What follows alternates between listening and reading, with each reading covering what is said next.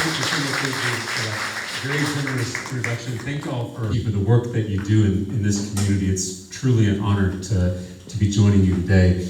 I don't think folks around the country understand how close we are to turning Texas blue. I remember just in 2020 when Donald Trump won this state by only 5 points. Yeah. Ted Cruz won his last race by 2.5 points. Texas is the biggest battleground state in the country. And this year we have an incredible candidate at the top of our ticket, my friend Colin Allred. Yeah. Colin, y'all may know Colin played football at Baylor before he became a voting rights lawyer. Like me, Colin's the son of a single mom. And in Congress, he is fighting every day to give every Texan the chance to chase their version of the American dream, just like he did, just like I did. And now he's running against the worst senator in America. On January 6th, Ted Cruz plotted to overturn the results of the 2020 election and fanned the flames of insurrection. During the blackout that killed 700 of our fellow Texans, Ted Cruz hopped on a flight to Cancun, leaving his constituents and, I don't know if you remember this, his own dog to shiver in the dark. And when Donald Trump called Heidi Cruz ugly, Ted Cruz endorsed him anyway.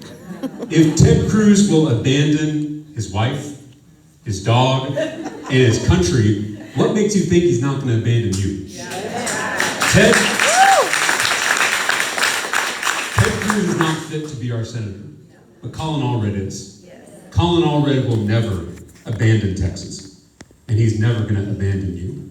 That's why I am traveling the state and trying to get folks involved in this campaign, as well as races down the ticket, which is where we need the most help.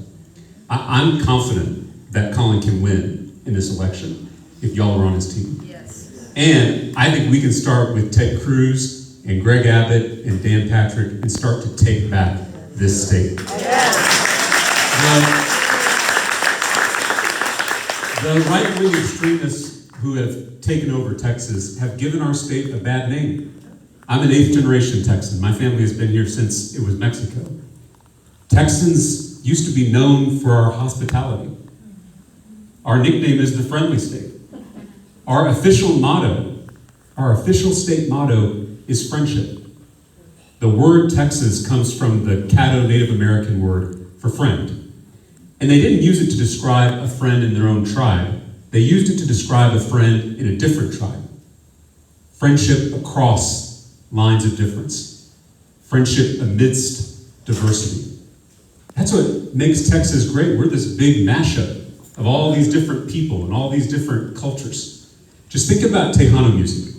If you're listening to a Selena song, you're hearing Spanish vocal styles from northern Mexico, but you're also hearing polka dance rhythms from German and Czech immigrants.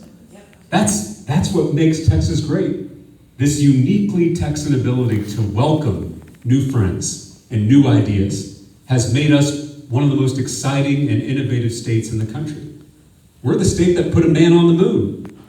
We're the state that pioneered ranching and energy and computers. We're the state that gave this country Barbara Jordan and Ann Richards and LBJ and the Great Society. We're the state that put breakfast in a taco. And we are still creating new technologies, new industries, new art. Our own Beyonce just came out with a country album. Yeah. Ted Cruz and Greg Abbott and Dan Patrick, they don't understand what makes this state great. Shutting down diversity programs at colleges and universities, a total abortion ban, anti-immigrant laws, Christian nationalism. In the words of the great Beyonce Knowles, this ain't Texas. And it's up to us to reclaim our state and to push back against these right-wing extremists who have taken over Texas. I want to talk a little bit about the abortion ban.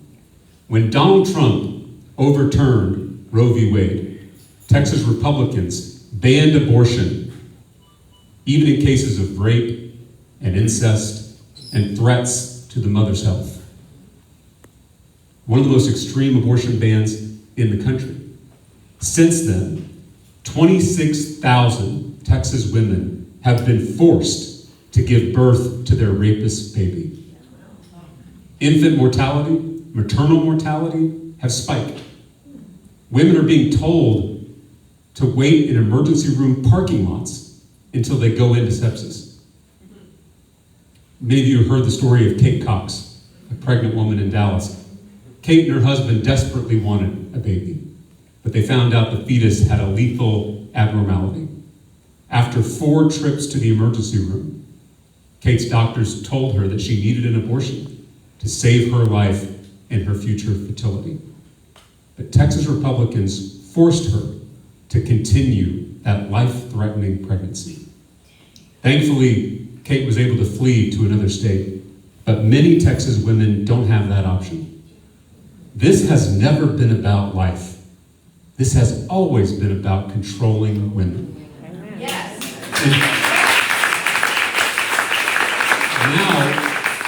Now there are Texas counties that are banning women from using public highways to travel out of state to get an abortion. Now Trump is saying that he's going to let states monitor women's pregnancies.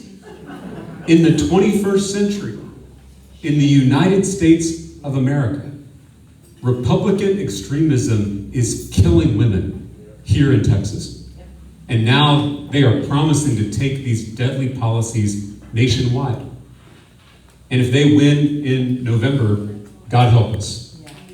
That is what's at stake in this election. Outside of abortion, there are probably 2 big things that people around the country have heard about Texas: private school voucher scams and Ken Paxton. And those 2 things are very much related. So in May of last year, a bipartisan coalition of Republicans and Democrats came together in the Texas House to impeach our corrupt Attorney General. But then just a couple months later, the Texas Senate voted to acquit Ken Paxton on all charges, restoring the most corrupt politician in our state to the office of top cop. And just weeks before that impeachment trial in the Senate, our Lieutenant Governor, Dan Patrick, who was supposed to preside impartially over that trial, took $3 million from 2 of Ken Paxton's billionaire buddies, Tim Dunn and Ferris Wilkes. And those 2 billionaire megadonors are the exact same billionaire megadonors funding the effort to privatize our public schools with a voucher scam. And those who are close to Dunn and Wilkes say that their ultimate goal is to dismantle public education and replace it with private Christian schooling. Dunn and Wilkes are oil and gas oligarchs. They're from West Texas, they're fossil fuel executives, that's how they made their money. But they are also Christian nationalist pastors. And for those who have read the New Testament, I know billionaire pastor sounds like an oxymoron, but on Sunday mornings, these 2 billionaires are preaching at far-right churches. And they don't preach a theology of universal love. They preach a theology of power and control and domination. They say that climate change is God's will. They compare homosexuality to bestiality and pedophilia. They say only Christians have a right to serve in public office. In fact, they told the former Republican Speaker of the Texas House, Joe Strauss, that he didn't have a right to be Speaker because he's Jewish. I know Christian nationalism is a new phrase for some of us. I want to make something very clear. There is nothing Christian about Christian nationalism.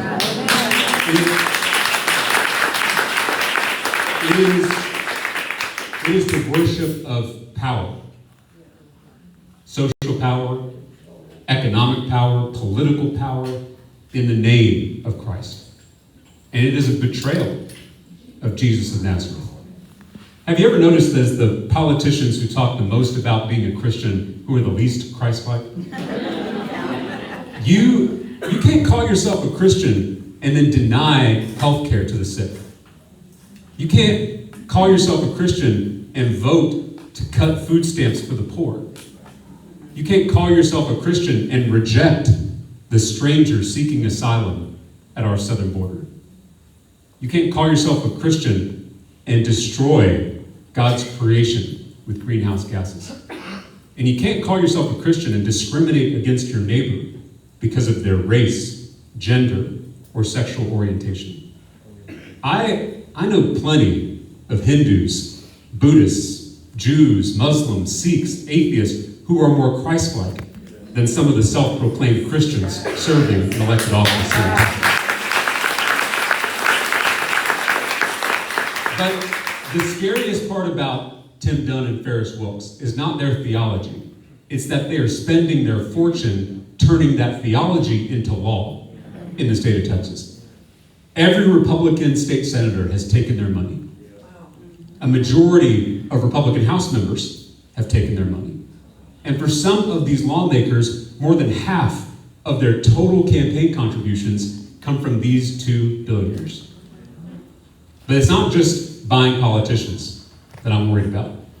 It's that Dunn and Wilkes are spending literally hundreds of millions of dollars funding a sprawling network of right-wing think tanks and advocacy organizations and media outlets. They are spending their fortune building an authoritarian Christian nationalist theocracy. They're destroying democracy in the second largest state in the country. This is the biggest story in American politics, and not enough people are talking about it. We have got to make these two people famous. Everyone knows the problem with Donald Trump. Everybody knows the problem with Greg Abbott. Everybody knows the problems with Ted Cruz. We just talked about it. But not enough folks can name the two puppeteers pulling the strings behind the scenes. And that's our job. We have got to tell folks in our community about the big money that is destroying this state, that's perverting our religion and subverting our democracy. So for those who aren't education policy wonks, let me talk a little bit about these voucher scams. A voucher is any time that you are taking our hard-earned tax dollars out of our underfunded public schools and giving them to unaccountable private schools. I don't have a problem with private schools, I really don't. There are great private school teachers that are doing great work in our state. What I have a problem with is giving away our tax dollars with no strings attached. By the way, that used to be a conservative principle. It's not anymore. There are still some of our Republican colleagues who remember those conservative principles and are standing with us in this fight to defeat those voucher schemes. And we've got to bolster those members in the State House.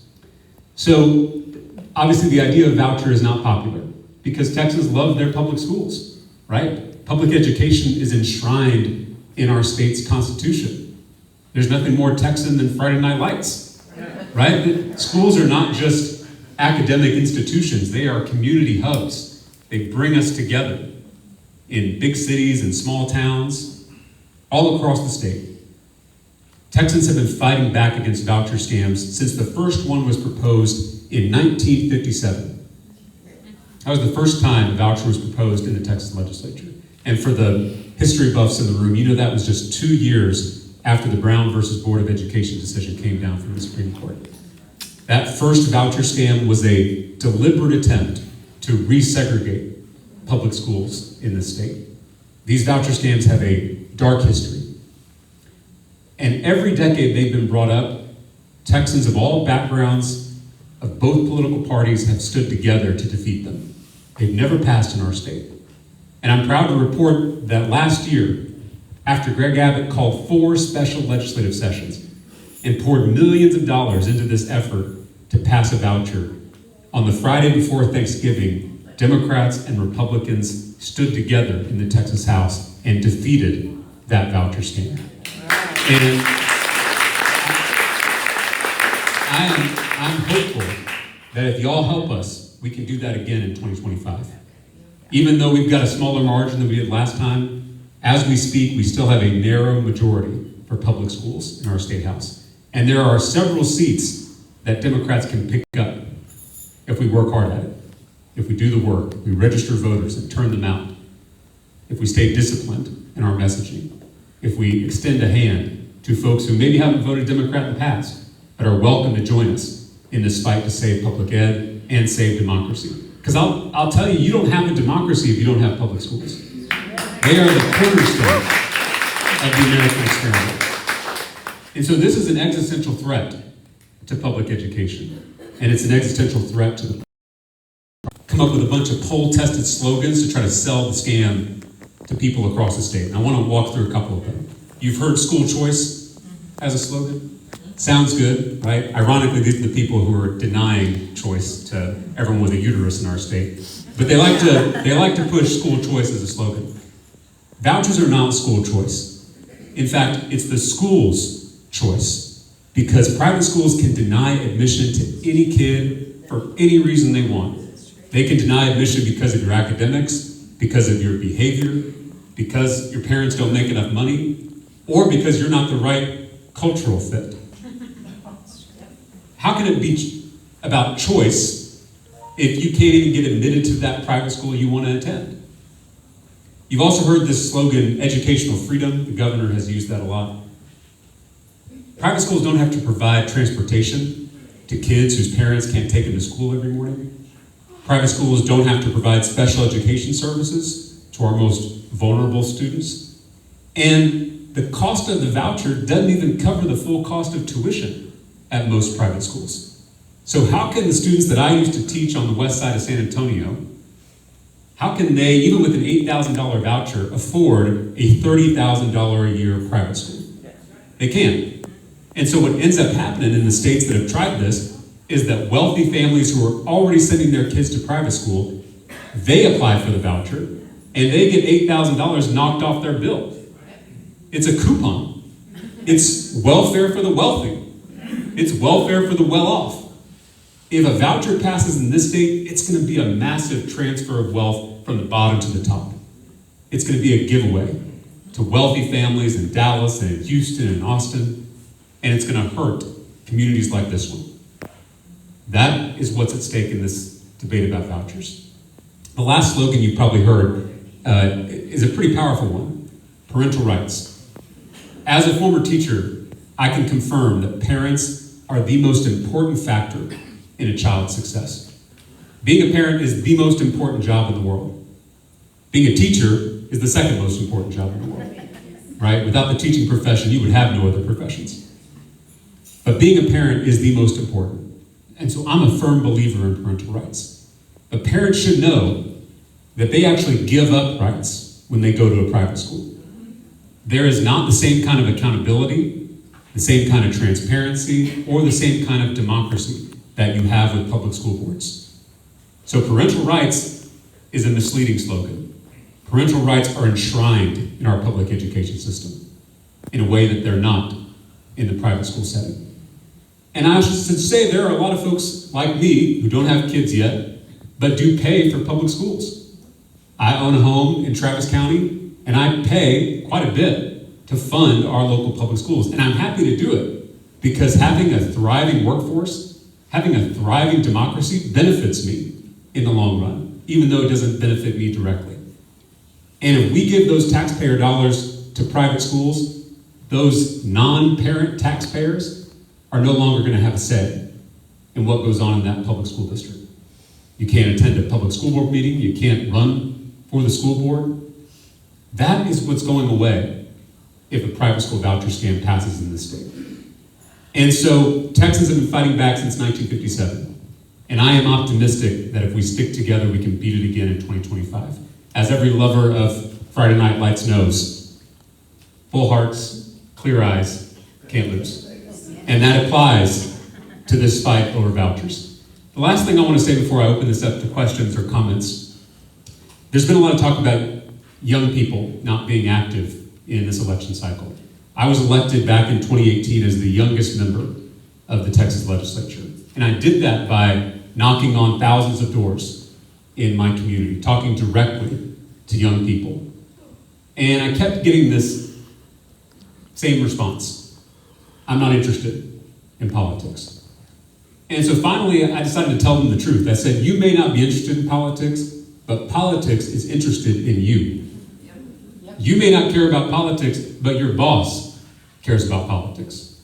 Your landlord cares about politics. Your insurance company cares about politics. And until you care about politics, they're going to keep using the political system to screw you over. I love it. In 2020, young people helped put Joe Biden in the White House. And in return, millennials, Gen Zers, we've gotten historic climate legislation, student debt relief, and the first gun safety reforms in decades. I'm not saying that there's not more work to do. There is. We have a lot more work to do. But we as young people cannot afford to give up now. Barbara Jordan had this great quote where she said, if you're not at the table, you're on the menu.